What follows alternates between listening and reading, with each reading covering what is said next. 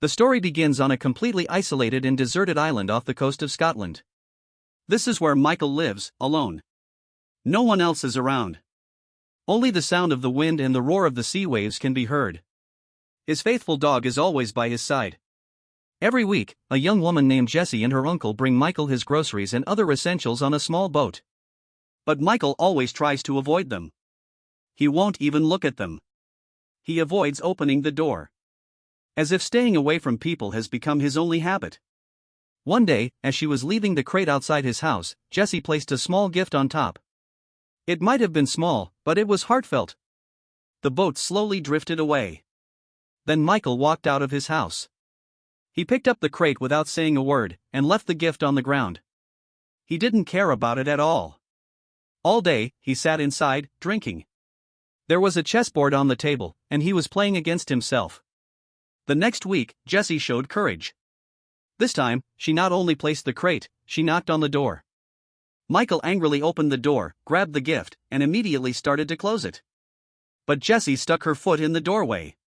She threw the gift back at him, then extended her hand and asked, "Why don't you ever say hello? Why do you always avoid us?" Michael didn't answer. He pushed Jessie's foot away and slammed the door shut. Jessie shouted through the door, "I'm not afraid of you." Then she went back to the boat. The gift was left at the door again.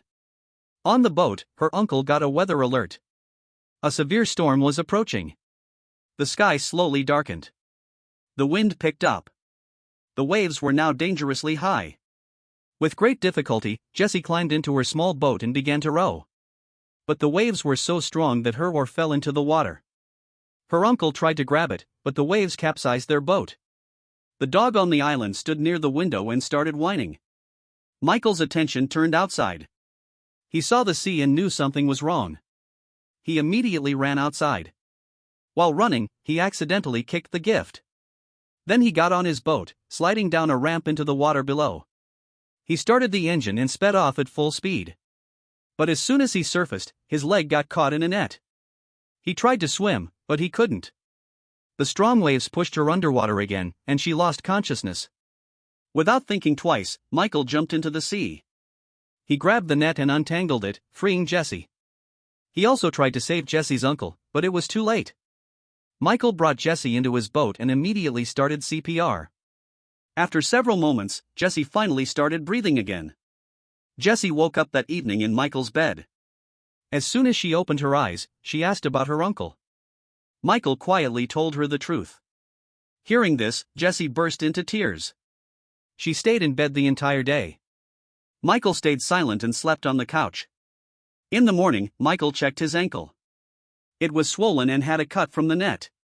Jessie asked, "Why didn't you call the police? Does anyone even know I'm here?" Michael simply said, "Relax." When Michael went to get water, Jessie suddenly got angry.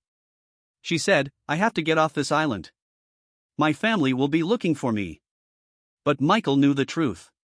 The girl's mother was dead, and she had never met her father. She had no family. When Michael left, Jessie got out of bed and searched through his desk. She found a knife. Hearing footsteps, she quickly returned to bed and hid the knife under her pillow.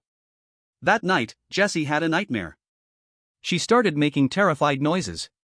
Michael tried to check on her, and as soon as he touched her, Jessie sat up fast and pointed the knife at him.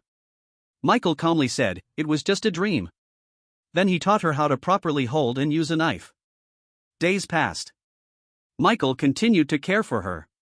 He carried her to the bathroom, cooked her food, gave her medicine, and cleaned her wounds. Gradually, Jessie started going outside and spending time with the dog. Michael was impressed. One afternoon, Jessie asked him how he knew her uncle. Michael explained, "We both served in the army together." Jessie realized she didn't even know the name of the man standing in front of her. But Michael refused to share his name. Jessie then asked for the dog's name. Michael said he didn't have one either. So Jessie named the dog Jack. Then Jessie looked at the chessboard and said, "You're going to lose easily. The rook is in the wrong place." Michael paid closer attention. Then he examined the girl's leg again. It was infected. But he refused to take her to the hospital. Instead, he said he would bring the necessary supplies himself. Michael took the boat to the mainland. While he was gone, Jessie noticed a drawing on his desk. It was a picture of her and Jack. When she opened the drawer, she discovered that Michael had opened the gift she had given him. Inside was a snow globe with a lighthouse on it, just like the one on the island. Meanwhile, in London, a government meeting was underway. A man named Manafort was being reprimanded. He ran a surveillance program called Thea. It collected data from every phone and camera in the UK. "We've prevented a lot of attacks with this," Manafort said. "A lot of terrorists have been captured." Later, he met with the Prime Minister. The Prime Minister stopped the recording and made a deal.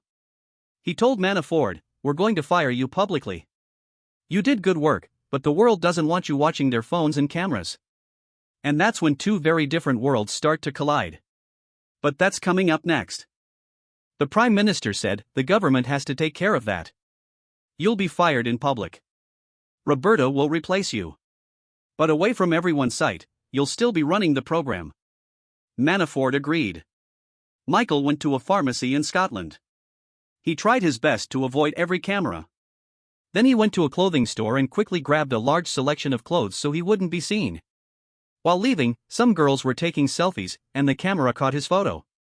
As soon as that photo was taken, an alert was triggered in the database. He was marked as a highly dangerous terrorist. Roberta immediately dispatched an assault team. Back on the island, Michael bandaged Jessie's ankle properly. He gave her some medicine, some sweets, and some clothes that fit perfectly. While eating dinner, Michael heard a noise outside. When he looked through his binoculars, he saw a boat approaching the island. Michael told Jessie to quickly lock herself in the bathroom and not make a sound. Jessie went to the bathroom with her knife. Michael grabbed a blade and went outside. When the soldiers got off the boat and headed toward the house, Michael cut a rope. A large boulder tumbled down the hill. Then suddenly, a net activated, catching one soldier and dragging him into the water. Then Michael turned on a very bright light. The soldiers were wearing night vision goggles, so they were temporarily blinded. One soldier removed his goggles and opened fire, chasing Michael up a hill. Michael smashed a lantern over the soldier's head, then set him on fire with a flare gun. When the second soldier came up, Michael stabbed him with a knife and pushed him down. Meanwhile, another soldier entered the house. Jack immediately pounced on him and attacked fiercely. After a brief struggle, the soldier shot Jack, killing him instantly. It was all over in a second. Then the soldier came to the bathroom door and kicked it down. He easily snatched the knife from Jessie's hand, grabbed both her arms, and forcibly carried her outside. Another soldier was searching the garage for Michael. He swung his flashlight around in the darkness. Michael was hiding. As the soldier stepped forward, Michael activated another trap. A large iron hook came hurtling down from above, ripping through the soldier's body. The man hung in the air, screaming in pain. Michael tied the rope tight so he would stay there. Then Michael hid in the darkness off to the side. A moment later, a new soldier arrived. Michael wasted no time jumping on him. He snatched the soldier's weapon, and a fight broke out. Michael stabbed him 3 times, but the soldier kept fighting. He was very strong. Finally, Michael picked up a paddle lying nearby and hit him hard over the head. The soldier stumbled and fell to the ground. Michael pressed the paddle against his neck until he stopped breathing. Suddenly, Michael heard Jessie shrill scream. Her voice was filled with pain and fear. Michael immediately grabbed a gun from the dead soldier and ran outside. He shot the kidnapper in the leg, and the man fell instantly. Jessie stepped aside. Now that Michael had a clear shot, he killed the last soldier. Looking closer, he noticed that one of the soldiers had a small camera attached to his clothing. He had been recording everything. Michael took all of his equipment. Then he told Jessie to wait a moment. Michael went inside the house. There he saw Jack lying on the floor. Completely still. He sat beside his dog, placed his hand on his head, and softly apologized. "I couldn't save you. I'm so sorry." Then he made a phone call. He quietly said, "I'm coming. And I have my luggage." As soon as the call ended, he removed the phone's battery so no one could trace the signal. Michael and Jessie boarded the soldier's boat and left the island. The sea was pitch dark, but they left anyway. Shortly after, Roberta realized her team had lost. She immediately ordered a special agent to be deployed. She also told her team to investigate Jessie's background. Find out who she was. By morning, Michael and Jessie had arrived in Scotland. Jessie noticed blood on Michael's clothes and that his wound had opened. She said, "You're bleeding." "I'm fine," Michael said calmly. "Don't worry." The two began a quiet walk through the city.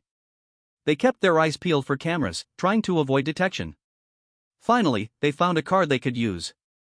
But it was someone else's car. They didn't have the keys. Now Michael taught Jessie how to use a gun. He told her to stand guard and be careful. Then he entered the house, looking for the car keys. A small child saw him and got scared. Suddenly, the owner of the house came to the door and pointed a gun at Michael. Things escalated, but Jessie showed courage from behind. She shot the man. Then they were forced to treat Michael's wounds. Meanwhile, one of Roberta's technicians said that the terrorist profile from earlier was fake. Someone had programmed the system to display an alert whenever a specific face appeared on camera. And the code automatically deleted itself. The technician sensed something was wrong and did some investigating. Michael's real profile appeared on the screen. It said he had been killed in battle. Roberta said, "Someone is forcing us to kill our own people." The technician tried to open Michael's mission file, but the computer returned a message, "File does not exist." Then they picked up a 911 call from Scotland. A boy was crying, saying his dad had been grabbed by a man and a girl. Roberta immediately dispatched a new team, along with the previous agent. Meanwhile, Manafort monitored everything through his software. He checked the recording and was shocked to find that Michael was alive. When he heard that Roberta was sending a special agent, he contacted that agent first. He said, "This is a black operation. You will report only to me." Agent Workman was already loyal to him, so he agreed immediately. Manafort ordered the execution of both Michael and Jessie. The owner of the house ordered Michael's death. And that's when things get even more dangerous. But that's coming up next. Michael closed the wound and tried to leave. But the police had surrounded the building. The owner's son had called them, assuming Michael was the bad guy. The police were under orders not to attack. But as the owner ran to open the door, Workman shot him straight in the head. Michael stopped the boy just in time, otherwise he would have been killed too. Workman fired repeatedly at the police vehicles, breaking them apart. Michael and Jessie tried to escape through the back door. But then two police officers appeared. Michael took them both on by himself and knocked them unconscious within seconds. When a third officer came out, Michael knocked him down with a single punch and took his weapon. When more officers tried to stop him, Michael used pepper spray and a taser to take everyone out. The last officer didn't even try to fight. Michael confronted him directly and took his keys. They both got into the police car and started driving away. Michael crashed into a few vehicles on his way out, but he still managed to escape. Roberta watched everything unfold on camera. She tried to call Workman, but he had disconnected his communication devices. Workman started chasing the police car. He rammed his car into theirs. Michael sped away. When Michael increased his speed, Workman fired a shot. The window shattered, but no one was hurt. They kept crashing into each other, both vehicles continuing down the road. Michael made a sharp turn to confuse the enemy, but Workman was faster. He immediately followed and struck again. Workman fired again. Michael dodged the bullets by driving in a zigzag pattern. Then he started to slow down. As Workman pulled up alongside him, Michael hit the side of his car hard, causing it to flip over. The car crashed down. Michael made sure his car was off the road, then he and Jessie left. A few miles later, they found a construction site. Michael said they needed to change vehicles. Meanwhile, Workman was still alive in the woods. He slowly started walking down the road. Then a police car and a civilian's car blocked the road. Workman immediately shot the officer and forced the civilian to give up his car. Back at the office, Roberta called Manafort and asked, "Do you know Michael?" Manafort explained that years ago, he had run a secret program called the Black Kites. These were extremely dangerous agents who carried out covert missions. Michael, without any government record, was one of those agents, and a highly talented one. One day, he was sent to kill an intelligence officer in a foreign country. But he falsified his report and disappeared. Manafort suspected that maybe Michael had joined forces with the enemy. He told Roberta to use all her strength to stop him. Later, Roberta had a technician hack into the Black Kite system. The files began to open. She discovered that Michael had helped an Iranian scientist escape instead of killing him. The scientist had given him all the information about their nuclear program.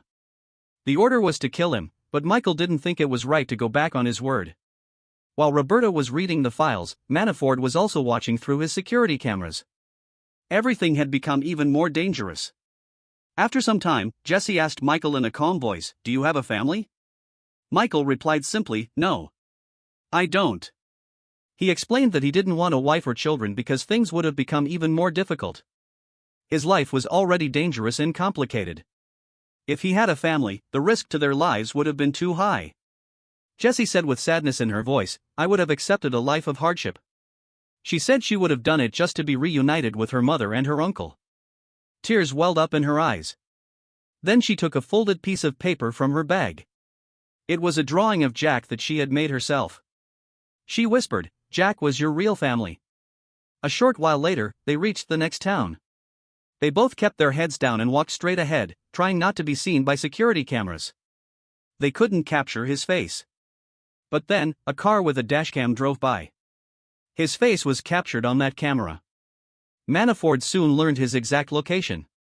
Then he did something unexpected. He edited the video footage himself. He removed Michael and Jessie from the recording so that no one else could see them. And that's when the game changed completely. He immediately sent the coordinates of their location to Workman. Michael and Jessie went inside a local church. There, Michael met an old friend, Arthur. Without question, Arthur picked him up in his car and drove him to his home in the woods. It was a quiet place, hidden far from the city. In the kitchen, Jessie saw some strange medicines. Looking at the bottles and strips, she realized they were for a serious illness. Arthur told Michael that when he was leaving his government job, he decided to create the Thea system. He still had a copy of the software. When Michael disappeared, Arthur deleted his photo from the system and replaced it with a picture of a random person to try to save his friend. But Manafort later turned him into a terrorist. Michael asked Arthur to take care of Jessie while he went out and finished the fight. Arthur sadly refused. Then Jessie interrupted and revealed that Arthur had cancer. She only knew because Arthur was taking the same medication her mother used to take. Jessie felt like Michael wanted to leave her. She said, "I don't want to be a burden on anyone. I'll just leave quietly." Arthur continued, "I only have a few months left." Hearing this, Michael asked Arthur for the address of a trafficker they had known previously. Arthur refused, saying the man was too dangerous. But Michael said he had no other choice. As he was about to leave, someone knocked on the door. Workman was standing outside. Without any delay, shots were fired. Michael immediately hid behind furniture. As Workman entered the room, Michael shot the shelf next to him, making it fall. Then a fierce fight broke out between the two. They used everything they could find as weapons. Chairs, tables, and lamps were all broken. In the scuffle, a gun fell to the ground. Both were extremely well-trained agents. They fought for a long time. Workman eventually got the upper hand and subdued Michael. Just as he was about to kill Michael, Jessie picked up a gun, pointed it at Workman, and told him to stop. Workman immediately pounced on her and snatched the weapon away. Michael then grabbed a nearby nail gun and stabbed Workman multiple times. Then he grabbed the gun and ran. Workman opened fire again, but by then, Michael and Jessie had gotten into the car with Arthur and driven away. Workman kept firing as he ran after them, but it was too late. Manafort texted him and asked, "Is the job finished?" Workman replied, "No." Manafort then told his assistant to get the team ready. Upon reaching the city, Arthur separated from them. Now Michael and Jessie were driving alone. Jessie said, "Take me with you to the next island." Michael refused. He said, "I want you to have a better life." Meanwhile, Roberta was told by a technician that someone was secretly using the Thea system. They decided to set a trap. In London, Michael deliberately let his face be recorded on camera. He went to a nightclub and was stopped by a bouncer. Michael beat him until he was let inside. Manafort saw his face on the camera and tried to track his location, but he was immediately blocked. Roberta now understood that Manafort was playing a game behind her back. Inside the club, Michael and Jessie met a trafficker named Kamal. Michael said that Jessie needed a new identity. Kamal asked, "Why should I help you?" Michael replied, "Look, I know, and you know. You've given information about a lot of people to Manafort. You have a lot of enemies who don't know you got them arrested. If I get caught and leak this information, you'll be in serious trouble." Then Michael showed his face on camera, knowing that agents would soon arrive at the club. Kamal had no choice but to help them. The papers were ready in no time. The boat was leaving in 30 minutes. They both started to leave the club, but Manafort's team had already arrived. Michael attacked one man, knocked him down, grabbed his gun, and shot him. The loud music covered the noise. Michael then killed the second agent with a broken glass. But when he shot the third agent, people got suspicious. Jessie and Michael ran toward the bathroom corridor, but found another agent there. A shootout erupted. Michael distracted the enemy and led Jessie back into the club, where more agents surrounded him. They started beating him. Jessie tried to help, but a man knocked her down. Michael immediately shot the man, and the crowd panicked and scattered. In the chaos, an agent grabbed Jessie and kidnapped her. Michael called Arthur, who used security cameras to track the kidnapper and guided Michael on which way to go. As Jessie was being taken out of a van, Roberta's team arrived and blocked the road. Michael assumed they were enemies too. He fought through some soldiers to clear the path and kept running. When he found the van, Manafort's agents surrounded him. Michael shot them all, taking down every single one, and reached Jessie. Just then, workmen arrived, but Michael and Jessie had already stolen a bike and fled. Jessie was crying on the beach platform. She didn't want to leave without Michael. Then suddenly, a gunshot rang out. Michael pushed Jessie onto the boat and safely pushed her away. Then he and workmen started firing at each other until they both ran out of bullets. Then they fought with their bare hands. They attacked each other with pipes and chains. Workmen tried to strangle Michael, but Michael knocked him down and hit him several times with the chain. Finally, he wrapped the chain around a pipe and struck Workman hard over the head, killing him. Sometime later, at his large home, Manafort looked out the window.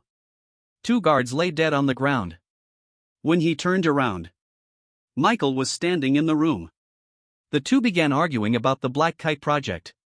Finally, Michael fired a single bullet straight into Manafort's head. 3 months later, Jessie had started a new life in Spain. Roberta and her team watched from afar. She was hoping that Michael would return someday. Jessie was sitting in a cafe, reading a book. The camera panned slightly, and Roberta couldn't see Jessie anymore. The waitress brought Jessie a bag. Inside was a chess piece. Across the road, it was Michael. He had finally come back for her. If you enjoyed this video, please hit that like button and subscribe to the channel. See you in the next one.